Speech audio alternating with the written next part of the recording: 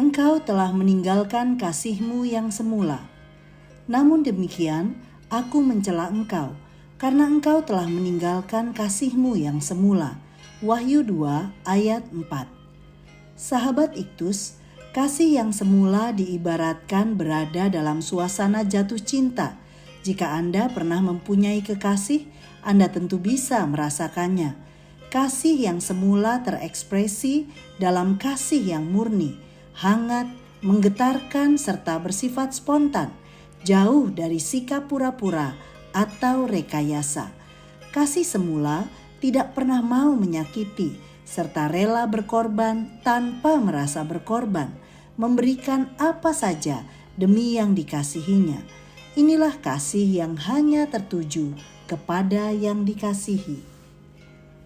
Kasih yang semula dikaitkan dengan kaki dian emas, melambangkan kehadiran Roh Tuhan dalam diri kita yang ditandai dengan roh hikmat dan pengertian, roh nasihat dan keperkasaan, roh pengenalan dan takut akan Tuhan. Yesaya 2 ayat 11. Tuhan menginginkan keintiman kita dengannya dengan kasih yang semula seperti pada masa awal pertobatan kita. 1. Gereja Tuhan meninggalkan kasih yang semula, ayat 2 dan ayat 3. Jemaat Efesus adalah jemaat yang luar biasa dalam pandangan manusia pada umumnya. Betapa tidak, mereka adalah jemaat yang rela berjerih payah melayani, bertekun. Secara doktrinal pun mereka memiliki pemahaman yang baik, sabar menderita oleh karena nama Tuhan, dan tidak kenal lelah. Tetapi ternyata justru segala hal baik menjadi faktor penyebab jemaat Efesus kehilangan kasih yang semula. Bagaimana mungkin hal itu terjadi kepada jemaat Tuhan ketika orientasi pelayanan orang percaya hanyalah sebatas aktivitas belaka? 2. Sikap Tuhan terhadap gerejanya yang meninggalkan kasih semula, ayat 4 dan ayat 5. Kalimat, namun demikian aku mencela engkau, ayat 4, menunjukkan bahwa Tuhan tidak tertarik pada aktivitas jemaat. Ia tidak dapat dikelabui oleh segala aktivitas rohani karena Tuhan melihat hati, motivasi, hasrat yang dimiliki setiap orang dalam pelayanannya. Kehilangan kasih semula diidentikan dengan sebuah kejatuhan yang dalam. Sebab itu, ingatlah betapa dalamnya engkau telah jatuh.